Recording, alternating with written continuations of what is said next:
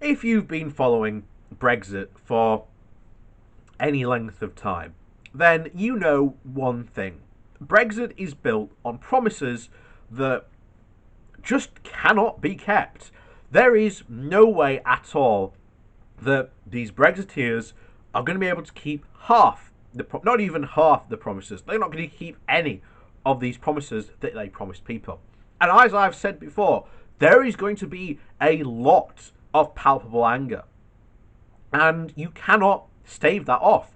And I said when Boris Johnson won big, in a way, him having this big majority is actually going to work against him at the next general election, because Brexit happens officially. It's already officially happened, but Brexit truly happens at the end of this year. And we're going to have, what, 4-5 years ish of Conservative rule with a majority, and it's going to go to hell in a handbasket. It really is. And I can already know and see why it is, and we've discussed why that is many times on this channel. But you have many people from the north who, for the first time, swallowed their nose, hold their noses and voted Tory for the first time. That will not happen again. I can guarantee you. The local elections are going to be a big show of that. I think you're going to see what I've suspected a lot for a long time, that you're going to get these majority-run, Labour-run councils are going to continue under what is essentially a Conservative MP. That ain't going to change. I think that's what's going to happen. And that should worry, because if the Conservatives lose big at the next election, at the next local election, and I think they will, I think there's enough anger and blame from not only the fallout of the COVID-19, but the coming economic crisis that they are not going to handle well, because the Tories don't spend money. And what you really need during an economic crisis is you actually need to spend money. You need to invest money. You need to get help jobs created. One of the main areas affected by Brexit, and will constantly be affected by this. Remember, the North itself, not only is it still suffering the effects from the miners' strike, it's still suffering the effects from the 2008 crash. We are going to be the hardest area hit by Brexit. We are also going to be the hardest area hit by job losses from the COVID-19, as well as probably the coming financial crisis. So there's all that crammed into one. Not only that, but austerity. Austerity has been the main player, the main thing that has hurt and destroyed people's lives in this area. It was said best by one of our local councillors. Things just disappear. And that's what austerity has done. You've had groups, support groups, community action groups that have helped people so much, and then they just disappear. And that's the terrifying thing. So many of these groups helped so many people, and now they're not, because they just disappeared, because there just isn't the money to be able to do it. A lot of that money, by the way, used to be got from, especially during austerity, the European Social Development Fund. Of course, we don't have access to that, and of course, as usual, the Tories made promises to replace that, but what have they replaced it with? Well, I can't tell you what they replaced it with, because they haven't replaced it with anything. And so I think it's worth going over today, this article, because this article just goes to show you the anger.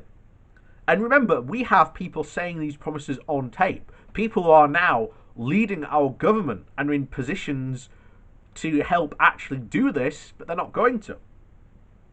So, this comes from The Guardian, and it's 11 Brexit promises the government quietly dropped.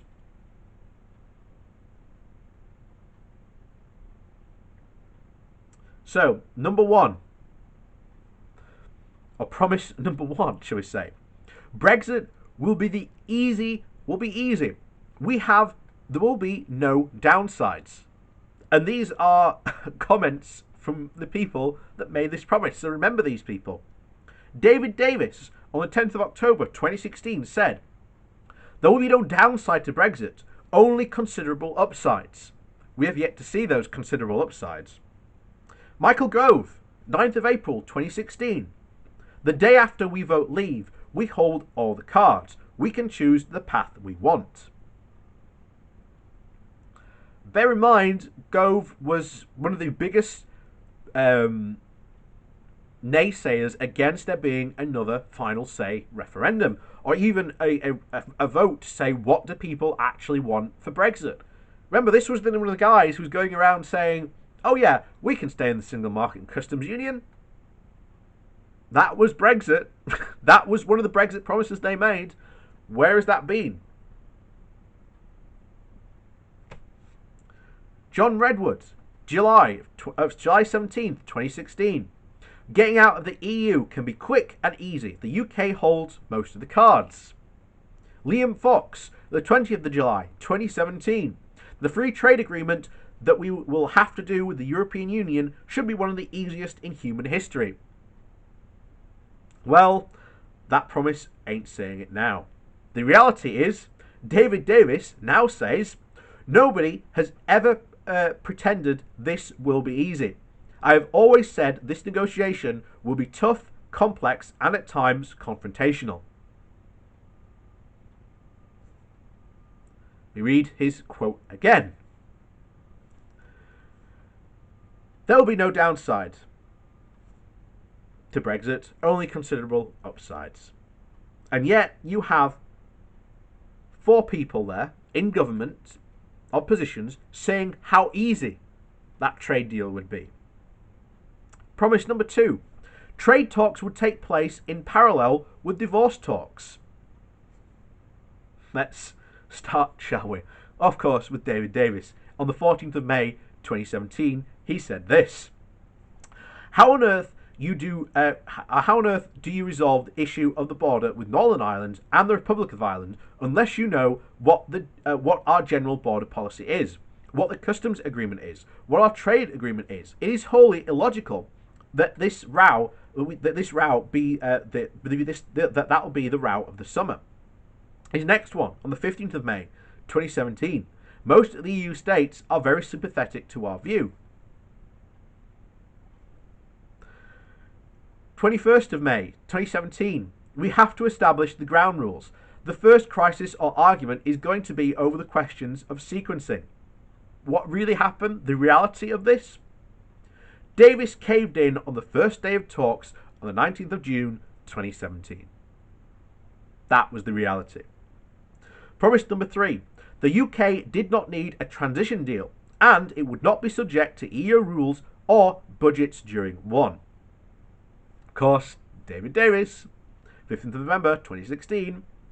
We are not really interested in a transition deal, but we'll consider one to be kind to the EU.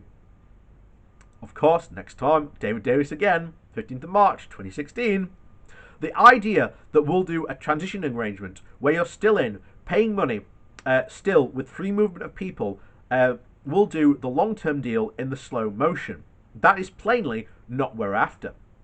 And of course, Liam Fox on 13th of July 2016 said this: We made it clear that control of our own borders was one of the elements we wanted in the referendum, and unregulated free movement during the transition period would seem to me not to keep with faith with that decision.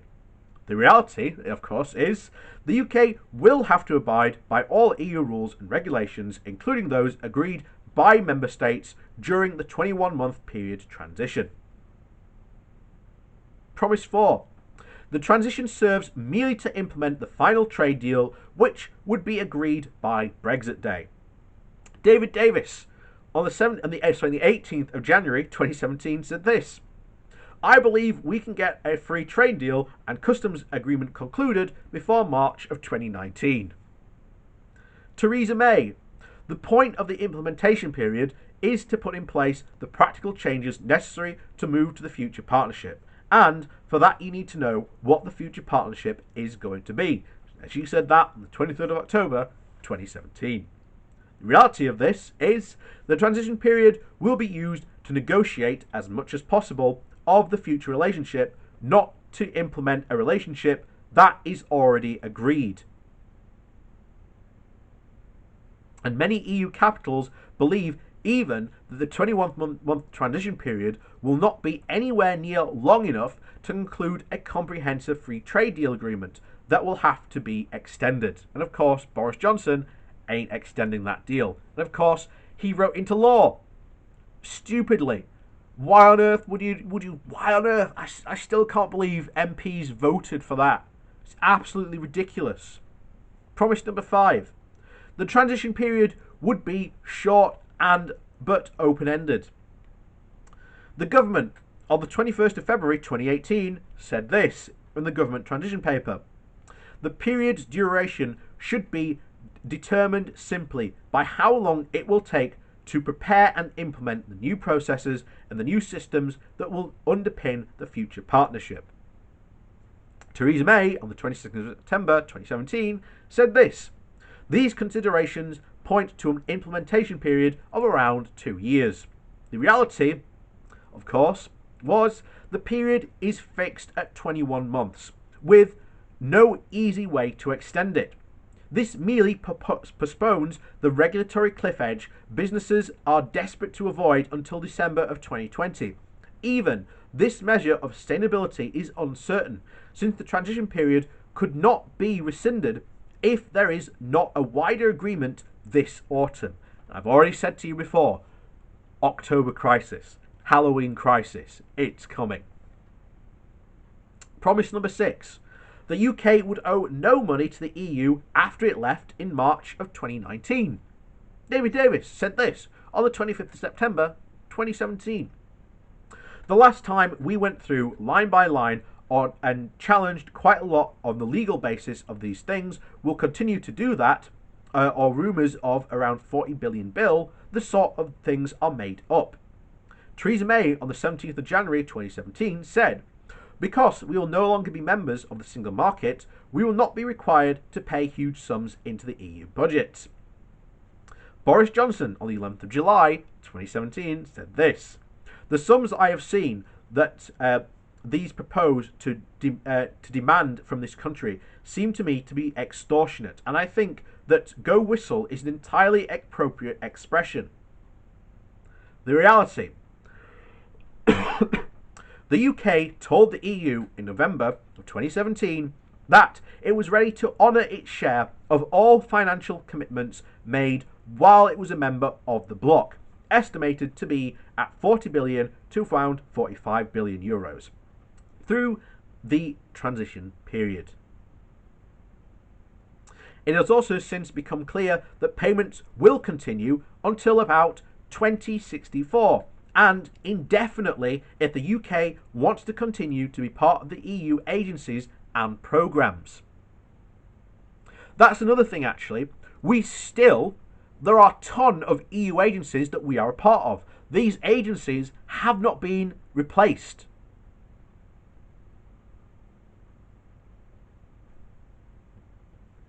You know, Brexit's 4 or 5 months away now, the official date. Yeah. Promise number 7. A raft of new trade deals will be ready on the 29th of March 2019. David Davis said this on the 14th of July 2016. Within 2 years before the negotiation with the EU is likely to be complete, and therefore before anything material has changed, we can negotiate a free trade area massively larger than the EU. The new trading agreements will come into force at the point of exit, but they will be fully negotiated. The reality. Britain has won the right to negotiate deals with third countries during the transition period, not before. But they cannot be implemented until after December of 2020. New deals will anyway take a long time to negotiate, especially since few countries are likely to want to sign them until they know the state of the UK's final relationship with the EU. And while the EU will ask third countries with which it has trade deals to keep Britain in them, there is no certainty that they actually will. Promise number 8. A high-tech custom solution would make frictionless borders easy. This was from the Department of exiting the EU on the 5th of August 2017. The UK is currently implementing a new customs declaration service, which will replace the existing HMRC customs system. This is a high priority within the government, and HMRC is on track to deliver by January of 2019. They haven't delivered on that, by the way. David Davis said this on the 5th of September 2017. I'm confident that using the most up-to-date technology, we can get a non-visible border operational along the border between Northern Ireland and Ireland. Of course, that's the fantasy sci-fi border of which no technology exists to actually do it, nor does any country in the world use any such technology to monitor the border. Of course, the reality is that Theresa May now concedes customs arrangements are difficult and will take up time to set up. May told the Commons Liaison Committee on the 27th of March 2018, I think it is fair to say that as we go into the detail and look at all these arrangements, of what becomes clear is that sometimes the timetables that have originally been set are not the timetables that are necessary when you actually start to look at the detail and when you want to delve into that, and in reality is that you want to be able what you want to be able to achieve. Promise number 9. Free movement would come to an end on the 29th of March 2019. Any EU citizens arriving after date would be subject to different immigration regimes. Brandon Lewis said this on the 27th of July 2017. It is a simple matter of fact that the 4 key principles of the European Union include free movement. We won't be a member of the European Union when we leave. The government spokesperson said this on the 31st of July 2017. Free movement will end in March 2019. Theresa May, on the 1st of February 2017, said this. I am clear that there is a difference between those people who come prior to us leaving and those who will come when they know that the UK is no longer a member.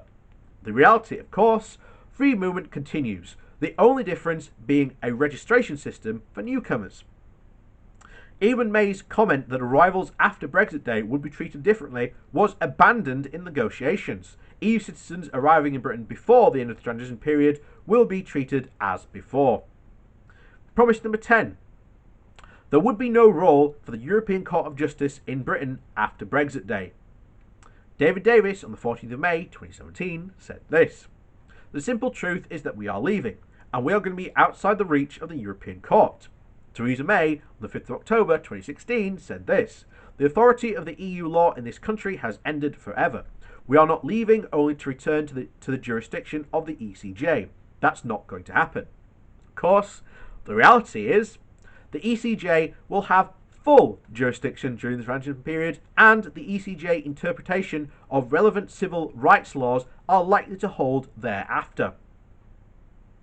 In addition, the transition agreement makes clear that Britain will be consulted, but is expected to ensure the proper implementation and application of all new draft EU rules and regulations during the transition. Promise number 11, the final one. Britain will take back control of its fisheries after Brexit. This comes from DEFRA, the Department of Environmental, Food and Rural Affairs. Leaving the EU means we'll take back full control of our territorial waters, and for the first time in 50 years, we'll be able to grant fishing access for other countries on our terms. Theresa May said this on the 3rd of March 2017. The UK will regain full control over our domestic fisheries, management rules and access to our waters. The reality, of course, is the EU will have continued access to UK fishing waters throughout the transition period and has demanded reciprocal access afterwards too, as a condition for any future trade deal.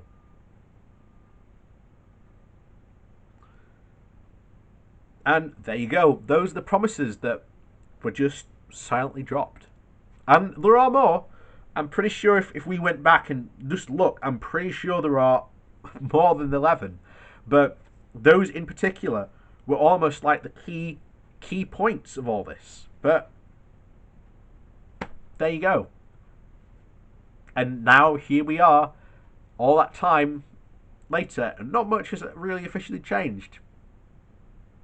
And of course, as I said, we've got the October crisis or Halloween crisis, as I say. I think Halloween crisis is better.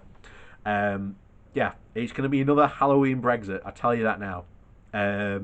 Will Boris Johnson perform a U-turn? Who knows? But it'll be very interesting to see what happens should he U-turn.